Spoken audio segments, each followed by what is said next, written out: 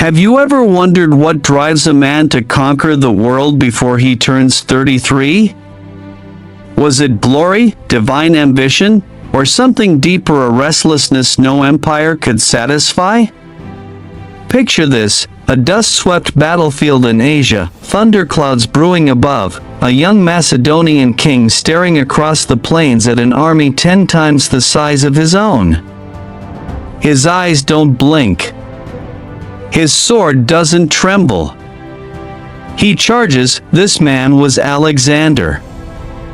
Not yet the great, not yet a legend. Just a 20-something with a lion's courage, a philosopher's mind, and a father's ambition burned into his soul. That he was born in 356 BCE in the ancient city of Pella, Macedonia, the son of King Philip II and Queen Olympias. His father was a ruthless general and a cunning politician. His mother, a priestess of mystery cults, whispered to him that he was descended from Achilles and perhaps even Zeus.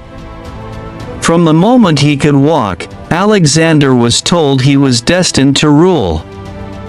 And he believed it, but destiny is never easy. Before he wore a crown, he bore the burden of expectation. His education was shaped by none other than Aristotle, the greatest mind of the era. Imagine that, your private tutor being the father of Western philosophy. From Aristotle, Alexander learned more than logic and science. He learned purpose. He learned that to change the world, you must first understand it. And so he did. At just 16, Alexander led his first army. At 20, after the shocking assassination of his father, he became king. Most would have paused. Most would have mourned. Alexander moved. Within months, he crushed rebellions across Greece and secured his father's fragile empire. Then, he turned his gaze east. It was in the year 334 BCE that Alexander crossed the Hellespont with 40,000 men, leaving Europe behind. He kissed the sands of Asia Minor and declared it the beginning of a new world. Standing before the mighty Persian Empire, richer, older, and vastly larger than his own, he did not flinch. His first major victory came at the Battle of Granicus, a daring strike that caught Persian forces off guard. But that was just the beginning. A year later, at the Battle of Issus, Alexander's genius truly shone. Outnumbered, trapped between mountains and sea, he turned terrain into a weapon. His cavalry punched through the Persian lines like a bolt of lightning, and the great King Darius III fled the battlefield in disgrace. It was more than just tactics. Alexander didn't just win battles. He transformed them into symbols. Each victory was a story of fate, courage, and fire. His march became legend as he swept through Syria and Egypt, founding cities, spreading Hellenic culture, and being hailed as a liberator. Egypt, he stood before the oracle of Ammonius at Siwa Oasis. The priests declared him son of a god. Perhaps he believed them. Perhaps, by then, he no longer cared whether it was truth or myth so long as it moved men. And then came Gaugamela.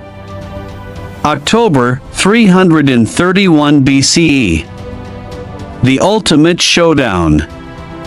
Darius assembled an army of nearly 1 million according to ancient sources, though likely exaggerated. Still, it was the largest force the East had ever seen.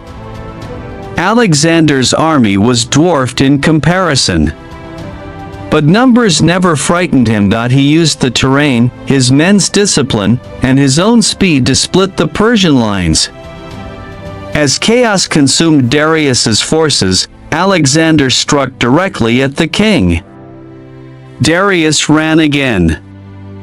The Persian Empire fell not with a clash of swords, but with a shadow of fear. Yet conquest did not quench him. He pushed further into Bactria, Sogdiana, and finally India. Through jungle heat and monsoon rains, over rivers the size of seas, Alexander fought on. At the Battle of the Hydaspes in 326 BCE, he faced King Porus and his war elephants. It was one of his bloodiest fights, but also one of the most respectful. So impressed was Alexander by Porus's bravery that he made him an ally rather than a subject, but the deeper he went, the further he drifted from home and from himself. His men, weary and battered, longed for Greece. At the banks of the Hyphasis River, they refused to go on. For the first time in his life, Alexander turned back not in defeat, but in exhaustion. The return journey was brutal.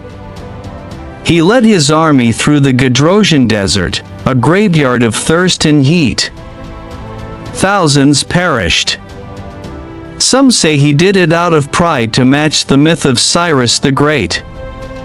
Others say it was a test to punish his men, or perhaps himself. When he finally returned to Babylon in 323 BCE, he was only 32. A world conqueror. A living god. A man who had seen too much.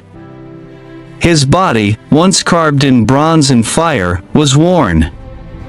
Weakened by wounds, fevers, and perhaps poison, no one truly knows he died suddenly. Some say his final words were, "To the strongest." But no one ever was. After his death, his empire shattered. Generals squabbled, provinces rebelled, and his dream of unity died with him. Yet his legacy did not. Cities named Alexandria still dot the maps. His campaigns forever changed the cultural landscape, from Greece to India. Language, philosophy, art, and politics all flowed from the ripple he created. Alexander was no saint. He was capable of cruelty, of pride, and of ambition that bordered on madness. But he was also visionary, brave beyond reason, and relentless in the pursuit of greatness. He lived fast, burned bright, and left a mark no time could erase. So what drove him? Was it his mother's whispers? His father's shadow? The teachings of Aristotle? Or something deeper, a voice only he could hear, calling him beyond the horizon? Perhaps we will never know. But we do know this: in a world full of kings, there was only one Alexander. If this journey through history moved you, I invite you to like this video, share your thoughts in the comments, and subscribe for more human stories from the past that still speak to us today. I'm here not just as a narrator, but as someone who genuinely loves history and seeks to honor its truth with every word.